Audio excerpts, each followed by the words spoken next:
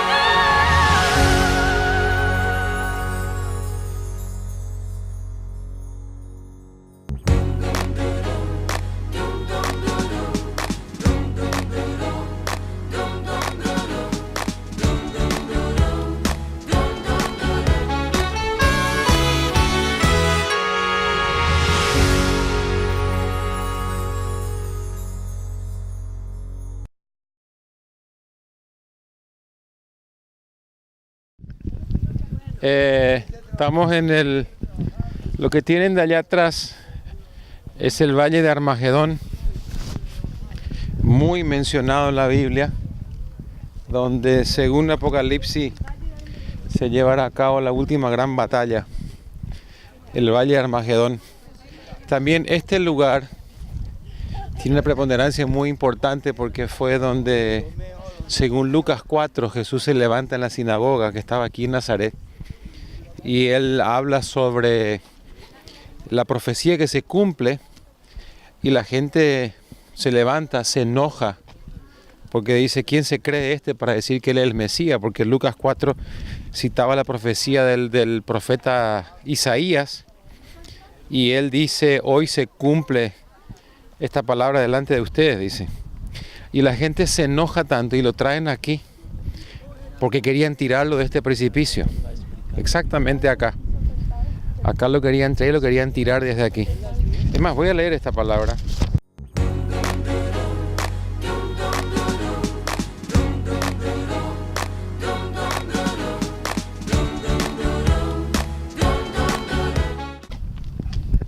Escuchen esto. Jesús estaba citando el cumplimiento de la profecía de Isaías 61. Isaías 61 habla de cuando el Mesías iba a venir, ¿verdad? Y él lee acá en Nazaret, dice, vino a Nazaret donde se había criado, en el día de reposo entró en la sinagoga conforme a su costumbre y se levantó a leer. Y se le dio el libro del profeta Isaías y habiendo abierto en el libro halló el lugar donde estaba escrito la profecía exactamente del capítulo 61. Y dice, el Espíritu del Señor está sobre mí por cuanto me ha ungido para dar buenas nuevas a los pobres, me ha enviado a sanar a los quebrantados de corazón, a pregonar libertad a los cautivos y vista a los ciegos, a poner en libertad a los oprimidos, a predicar el año agradable del Señor. Y enrollando el libro, lo dio al ministro y se sentó, y los ojos de todos en la sinagoga estaban fijos en él. Y comenzó a decirles: hoy se ha cumplido esta escritura delante de vosotros. Qué increíble, es la única persona que... Exactamente. Y todos daban buen testimonio de él y estaban maravillados de las palabras de gracia que salían de su boca y decían: ¿no es este el hijo de José? Y él les dijo: sin duda me diréis este refrán médico, cúrate a ti mismo, de tantas cosas que hemos oído que se han hecho en Capernaum, haz también aquí en tu tierra. Y añadió: de cierto os digo que ningún profeta es acepto en su propia tierra. Y en verdad os digo que muchas viudas había en Israel en los días de Elías, cuando el cielo se fue cerrado por 3 años y 6 meses y hubo una gran hambre en toda la tierra. Pero a ninguna de ellas fue enviado Elías, sino a una mujer viuda en Sarepta de Sidón. Y muchos leprosos había en Israel en tiempo del profeta Eliseo, pero ninguno de ellos fue limpiado, sino Naamán el sirio. Al oír estas cosas, escuchen ahora viene la parte. Al oír estas cosas, todos en la sinagoga se llenaron de ira, y levantándose le echaron fuera de la ciudad. Estamos afuera de la ciudad acá. Y le llevaron hasta la cumbre del monte sobre el cual estaba edificada la ciudad de ellos, para despeñarle. Mas él pasó por el medio de ellos y se fue. Amén. O sea que lo que hicieron es que lo trajeron hasta acá, y de acá evidentemente querían tirarlo abajo, porque no les gustó el mensaje que les traía. Ahora, quiero leer otro pasaje, si me dan un minuto, que esto es muy importante. Mateo capítulo 13 también nos habla cuando él estaba en Nazaret. Mateo 13:53, escuchen esto. Aconteció que cuando terminó Jesús estas parábolas, se fue de allí, y venido a su tierra, les enseñaba en la sinagoga de ellos, de tal manera que se maravillaban y decían: ¿de dónde tiene esta sabiduría y estos milagros? Este mismo pasaje, el mismo relato, pero relatado por Lucas, ¿sí? Por Mateo. El otro era por Lucas. Y dice: ¿no es este el hijo del carpintero? ¿No se llama su madre María y sus hermanos Jacobo, José, Simón y Judas? Jesús tuvo hermanos, acá está la lista de ellos. Pues después que nació Jesús, María tuvo relaciones conyugales con José. Lo dice Mateo capítulo 1, ¿sí? Pues tengo que aclarar entonces esto. Voy a leer porque acá hay alguien que no cree esto. Espera que tengo que leerlo. No tiene nada que ver, son interpretaciones. Bueno, no, la Biblia no hay interpretación. Esto dice la Biblia. La Biblia dice, escucha esto, dice que nace Jesús y después, cuando José quería dejarla, dice la Biblia, despertó José del sueño porque él quería dejarla secretamente, porque no le creyó el cuento de que estaba embarazada del Espíritu Santo. Entonces, claro. Entonces, dice, él hizo como el ángel del Señor le había mandado y recibió a su mujer. O sea, ok, María, te creo, realmente fuiste concebida por el Espíritu Santo. O sea, concebiste a Jesús. Y le dice esto, la Biblia, pero no la conoció. O sea, el verbo conocer aquí, ginosco, que habla de relaciones sexuales, no la conoció hasta que dio a luz a su primogénito y le puso por nombre Jesús. No dice unigénito. Si hubiera sido Jesús el único hijo de María, hubiera dicho el unigénito. Y dice, no la conoció hasta que dio a luz a su primogénito Jesús. O sea que después de que Jesús nació, María y José tuvieron más hijos, y acá la lista dice, se llamaban Jacobo, que era Simón, incluso el que Santiago, el medio hermano de Jesús, que escribió la epístola de Santiago, uno de ellos. El primer pastor de Jerusalén. Así es. Jacobo, José, Simón, Judas, y no estaban aquí sus hermanas con nosotros. ¿De dónde pues tiene estas cosas? Algunos dicen que en realidad la Biblia, cuando habla de los hermanos, se refiere a los primos de Jesús, pero el griego es muy exacto, porque aquí usan la palabra adelphos en griego, y la palabra adelphos es hermano, singenés es primo, y cuando habla de Juan el Bautista, que era su primo, dice singenés. O sea que no hay lugar a duda acá, eran los hermanos. Bueno, ese no es el tema de hoy. Pero dice que no estaban sus hermanas con nosotros. ¿De dónde pues tiene todas estas cosas? Y se escandalizaban de él, pero Jesús le dijo, escuchen ahora, no hay profeta sin honra, sino en su propia tierra y en su casa. Y este es el pasaje, uno de los más tristes de la Biblia. Escucha este. Uno de los más tristes de la Biblia. Y no hizo allí muchos milagros a causa de la incredulidad de ellos. ¿Por qué razón? Porque no le creían, la familiaridad que tenían con él. Este jugó bolita con nosotros, este jugaba fútbol acá con nosotros, no le creían. Y le rechazaron, y dice que los cielos se cerraron sobre ellos por la incredulidad. Ahora quiero decirles algo, esto sigue hoy también vigente. Hoy, ayer y por los siglos. Exactamente, la incredulidad hace que los cielos se cierren sobre nuestra cabeza. Y si nosotros no creemos, dicen, no vamos a ver nada de parte de Dios. Lastimosamente. Y el Señor nos llama y nos invita a creer y a confiar. ¿No dice acaso, a ver quién sabe lo que dice Hebreos 11:6? Sin fe es imposible. Exactamente. Yo creo que cuando nosotros nos atrevemos a creer, los cielos se ponen en movimiento. ¿Y qué mejor lugar que para poner nuestra confianza de vuelta en el Señor acá y decir, Señor, yo creo que lo que tú dices en tu palabra se va a cumplir al pie de la letra. Amén. Señor, queremos nosotros creer y no ser incrédulos, Señor. Queremos creer, Señor, en cada una de tus promesas que se cumple para nosotros, Señor, y sobre nosotros.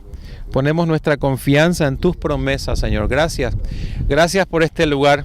En el nombre de Jesús. En el nombre de Jesús. Amén. Amén.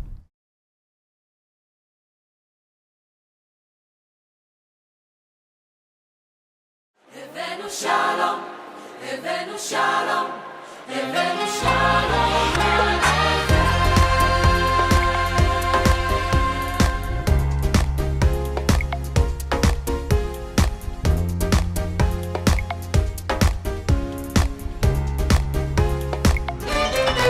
הבאנו שלום עליכם.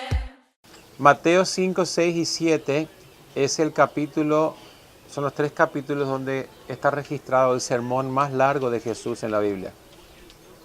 El sermón del monte. Algunos le llaman a Mateo 5, 6, 7 la constitución del reino de los cielos. Así como tenemos una constitución nacional, Mateo 5, 6, 7, podríamos llamarlo prácticamente la constitución del reino. Hasta algunos le llaman la nueva ley, porque Jesús dice varias veces, ustedes escucharon que fue dicho, pero yo les digo, dice muchas veces. Por ejemplo, ustedes escucharon dije que alguno que mate a su prójimo, no matarás, ¿verdad? Pero yo les digo, el que maldice, o el que dice fatuo, o el que dice necio a su hermano, ya quedará expuesto al fuego del infierno. Quisiera leer Mateo capítulo 5, aunque sea la primera parte, si tienen su Biblia ahí, Mateo 5, versículo 1 hasta el 12 vamos a leer. Viendo la multitud, para que se imaginen, Jesús estaba aquí abajo, él había recién iniciado su ministerio en el lago, sube aquí arriba, miles le siguen, miles, aquí, en este lugar. Él da al sermón del monte. Abajo aquí, en la parte de abajo, vamos a ir después ahí abajo, ahí hizo el milagro de los panes y los peces. ¿Sí? Justo ahí, justo acá abajo, así donde está aquí. Después le dice, despide a la multitud, porque los discípulos querían sacarse el problema encima. Y que eso, no, denle ustedes de comer, le dice él. Vamos, después hablamos de eso allá abajo.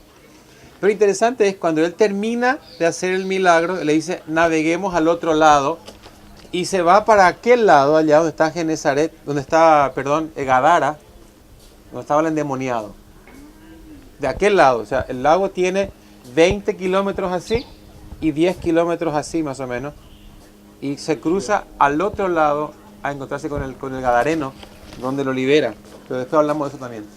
Voy a leer Mateo capítulo 5, versículo 1. Dice, viendo la multitud, subió al monte y sentándose vinieron a él sus discípulos. y abriendo su boca les enseñaba: bienaventurados los pobres en espíritu, porque de ellos es el reino de los cielos.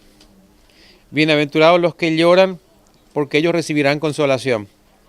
Bienaventurados los mansos, porque ellos recibirán la tierra por heredad. Bienaventurados los que tienen hambre y sed de justicia, porque ellos serán saciados. Bienaventurados los misericordiosos, porque ellos alcanzarán misericordia. Bienaventurados los de limpio corazón, porque ellos verán a Dios. Bienaventurados los pacificadores, porque ellos serán llamados hijos de Dios. Bienaventurados los que padecen persecución por causa de la justicia, porque de ellos es el reino de los cielos. Y bienaventurados sois cuando por mi causa os vituperen y os persigan y digan toda clase de mal contra vosotros mintiendo. Gozaos y alegraos, porque vuestro galardón es grande en los cielos, porque así persiguieron a los profetas que fueron antes de vosotros. Y sigue el capítulo Mateo 5, no vamos a poder leer todo. Pero quiero leer una más, vamos a reflexionar solo sobre el versículo 1, pero el versículo 3. La primera bienaventuranza dice: bienaventurados los pobres en espíritu, porque de ellos es el reino de los cielos. Jesús no habla acá de la pobreza material, está diciendo pobreza espiritual. ¿Y qué significa la pobreza espiritual? Una persona pobre tiene hambre y todo el tiempo depende de la ayuda. Y Jesús dice: si ustedes tienen hambre de Dios y reconocen su miseria espiritual, que solos no pueden, que necesitan a Dios, de ustedes es el reino de los cielos.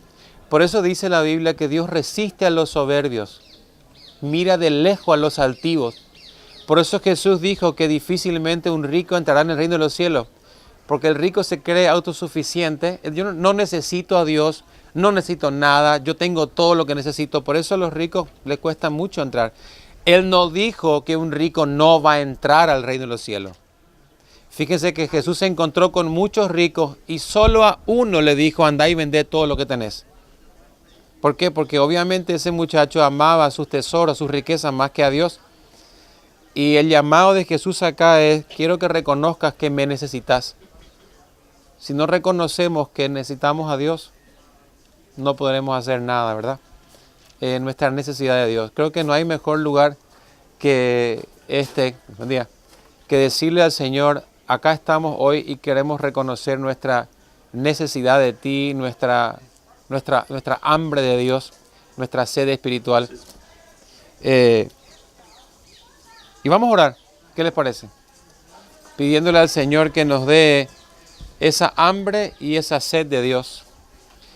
Señor, te damos gracias porque nos trajiste hasta este lugar donde nos enseña, Señor, a poder venir a tus pies y a decir que te necesitamos. Señor, en esta mañana queremos decirte que te necesitamos en nuestras vidas. Y reconocemos, Señor, que solos no podemos. Gracias, Señor, porque tú te acercaste a nosotros. Tú bajaste a nosotros. Y viniste hasta acá, Señor, a rescatarnos. Hoy, Señor, queremos pedirte que renueves nuestra pasión por ti. Perdónanos, Señor, por muchas veces la tibieza y la indiferencia, por la arrogancia, por no tenerte en cuenta, Señor, por andar por nuestros caminos a nuestra manera. Quiero decirte algo. Una de las maneras de manifestar arrogancia, te voy a decir esto es muy fuerte. ¿Sabe cuál es? Cuando te levantas en la mañana y no lees la Biblia y no oras, estás haciendo todo lo contrario a lo que dice Jesús. Cuando vos te levantás en la mañana y no oras, no buscas la palabra, no lees, estás diciendo simplemente: Señor, yo puedo solo, no te necesito. Así que empezamos por allí el día. La palabra, la oración, o si no, no cumplo con esto. El arrogante dice: no, hoy no voy a leer la Biblia, no tengo tiempo, Señor. El humilde dice: necesito de ti, Señor. Amén.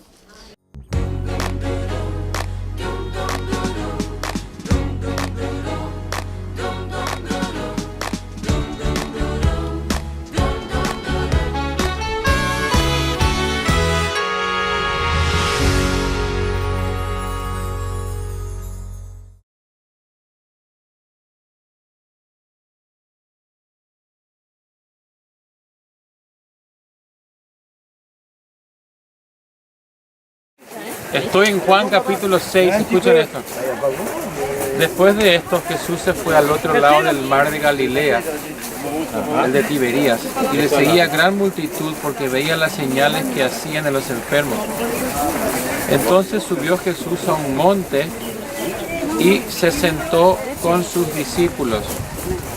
Y estaba cerca la Pascua, la fiesta de los judíos. Cuando Jesús alzó los ojos y vio que había venido a él gran multitud, dijo a Felipe: ¿de dónde compraremos pan para que estos coman? Pero esto decía para probarle, porque él sabía lo que había de hacer. Felipe le respondió: 200 denarios de pan no bastarían para que cada uno de ellos tomase un poco. Uno de sus discípulos, Andrés, hermano de Simón Pedro, le dijo: aquí está un muchacho que tiene 5 panes de cebada y 2 pececillos, mas ¿qué es esto para tantos? Entonces Jesús dijo: haced recostar la gente. Y había mucha hierba en aquel lugar, y se recostaron como el número de 5,000 varones. Y tomó Jesús aquellos panes, y habiendo dado gracias, los repartió entre los discípulos, y los discípulos entre los que estaban recostados, y asimismo de los peces cuanto querían. Y cuando se hubieron saciado, Jesús dijo a sus discípulos: recoged los pedazos que sobraron hasta para que no se pierda nada. Y recogieron pues y llenaron 12 cestas de pedazos, que de los 5 panes de cebada sobraron a los que habían comido. Pregunto, dice que Jesús vio la multitud, tomó los peces, ¿no? Pregunto, ¿qué fue lo que Jesús levantó al cielo? Vuelvo a repetir acá. Piensen.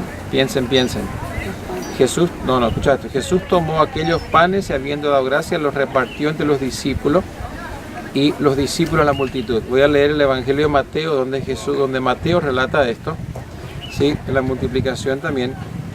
Versículo 19 de capítulo 14 dice: entonces mandó a la gente recostarse sobre la hierba, y tomando los 5 panes y los 2 peces, levantando los ojos al cielo, bendijo y partió. Y Juan agrega que dio gracias. Gracias. Ahora escuchen, ¿qué fue lo que Jesús levantó al cielo? Los ojos, muy bien. ¿Qué más? Los panes y los peces. O sea, piensen en esto. Mira, él agarró, el niño le dio la canasta, ¿verdad? Los 5 panes, los 2 peces, agarró la canasta, miró, había 5,000 personas. Es más, había 20,000.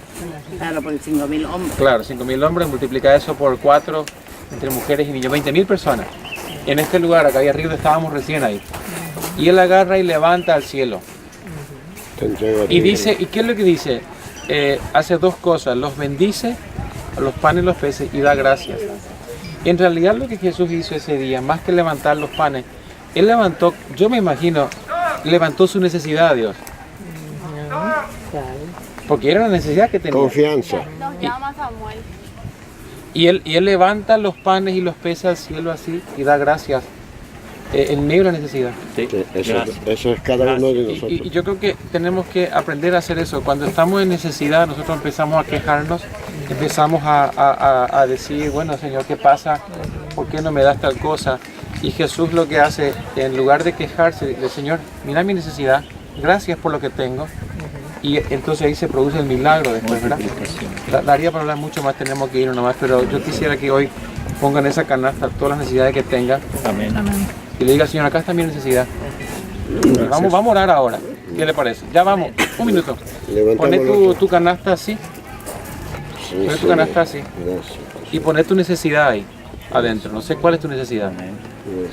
Y le levante al Señor y diga: Señor, acá está mi necesidad. Esto es lo que, pero te doy gracias por lo que tengo. No me quejo por lo que no tengo, sino que te doy gracias por lo que ya tengo.